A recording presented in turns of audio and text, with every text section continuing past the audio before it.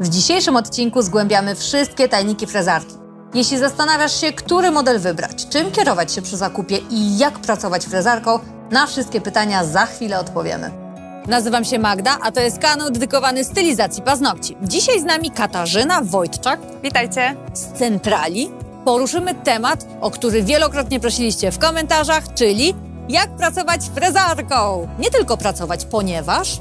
Jak wybrać, jak pracować i... Jak dbać. Jak dbać. Zaczynamy! Jesteśmy razem od przeszło roku, więc nadszedł ten moment, aby stworzyć pierwszy odcinek specjalny Q&A. Pytania i odpowiedzi. Kochani, możecie pytać o wszystko. Nie tylko o produkty, ale również jak powstała firma, kiedy się zaczęła i tak dalej. Może to kogoś ciekawi. I żeby było fajnie, zaprosimy na ten odcinek mojego męża Dariusza Malczyńskiego, z którym to wspólnie stworzyliśmy Indigo. Zaprezentujemy i opowiemy ze szczegółami o dwóch frezarkach z naszej oferty – kieszonkowej i stacjonarnej. Rozpoczynamy od rozszyfrowania wszystkich guzików i włączników frezarki. W tej prezentowanej przez nas włącznik znajduje się po prawej stronie. Po lewej znajduje się wejście na kabel do pedału nożnego, przełącznik na pracę pedałem nożnym oraz przycisk zmiany kierunku obrotów. Od dołu frezarki znajduje się wskaźnik poziomu baterii, wejście na kabel rączki frezarki, wskaźnik kierunku obrotów oraz ich wartości. Od góry znajduje się pokrętło obrotów. Prezentowana frezarka posiada maksymalnie 30 000 obrotów na minutę. Na rynku jest wiele frezarek i wybór tej właściwej może przysporzyć o ból głowy. Bo z jednej strony są do siebie podobne, mają na przykład takie same obroty. Większość frezarek, jak nie wszystkie dostępne na rynku, mają obroty w wysokości 30 do 35 000 na minutę. A z drugiej strony czymś się różnią, na przykład mocą. I to trzeba zapamiętać, szczególnie jeżeli myślimy o tym, aby nie tylko manikurem działać, ale również pedikurem. Bo jeżeli weźmiemy frezarkę, która nie ma wystarczającej mocy, to nie ma bata, nie zrobimy nią pediksa, albo będzie nam się tak zacinać podczas pracy, że będzie to wręcz niebezpieczne i dla nas, i dla klientki. Rączka frezarki jest wyposażona w zacisk, który przekręcamy w lewą stronę, by otworzyć i włożyć frez do środka, lub w prawą, by zamknąć bezpiecznie frez w rączce. Zacisk wydaje charakterystyczny dźwięk podczas otwierania, taki klik, na pewno słyszeliście, czego, uwaga, o dziwo, nie usłyszymy, kiedy będziemy frez zamykać. Frez musi być włożony do końca, aby bezpiecznie usytuować go w rączce. W prezentowanej frezarce kieszonkowej możemy zmienić obroty bez wstrzymywania jej pracy. W niektórych frezarkach, a także naszej stacjonarnej, musimy przed zmianą kierunku obrotów zatrzymać ją. Poprawne wykonanie powinno wyglądać następująco. Najpierw zerujemy obroty, następnie zmieniamy ich kierunek i dopiero ponownie ustawiamy obroty pokrętłem. Jeśli nie będziemy zerować obrotów przed zmianą kierunku, może dojść do uszkodzenia łożyska. To trochę tak, jakby jechać na autostradzie 200, 120 na godzinę, a potem nagle chcieć wrzucić wsteczny bez zatrzymania się. No nie będzie to dobry rezultat. We frezarce kieszonkowej, która nie potrzebuje stałego zasilania, nie musimy się martwić wyłączaniem jej. Frezarka po około 3 minutach nieużywania wyłączy się sama. W naszej stacjonarnej frezarce trzeba pamiętać, by wyłączyć ją manualnie po zakończeniu pracy. Włączoną frezarkę sygnalizuje zielona lampka po lewej stronie.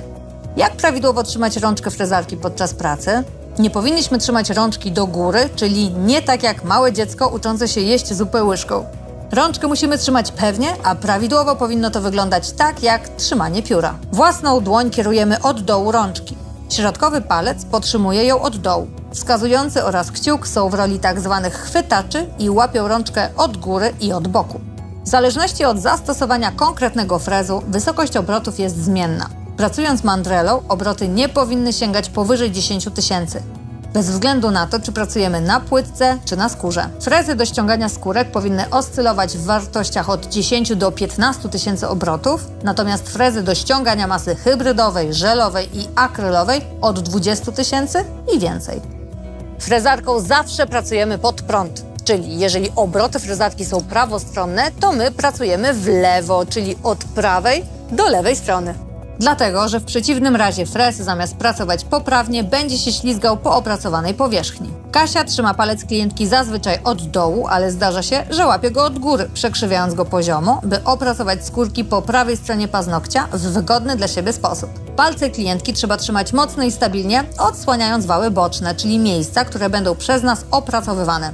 Frezarka to jest zbawienie, bo skraca czas pracy, bardzo skraca czas pracy, ale trzeba czuć do niej respekt i ja gorąco Was zachęcam do tego, żeby swoje pierwsze kroki w frezarku stawiać tylko i wyłącznie pod czujnym okiem instruktora, który w razie czego złapie Cię za rękę i nie pozwoli Ci zrobić sobie trwałej szkody. Nieprawidłowy kąt trzymania frezu może doprowadzić do uszkodzenia macierzy. Zbyt niskie obroty frezarki mogą doprowadzić do zatrzymania frezu na płytce i tym samym do spowodowania dziury. I kochani, to nie jest dziura w rajstopach, my tu mówimy o dziurze w płytce, czyli być może o niemożliwym do naprawienia błędzie, który być może zniszczy nam paznokcie. No znowu, sorry, że tak brutalnie i otwarcie, ale taka jest prawda.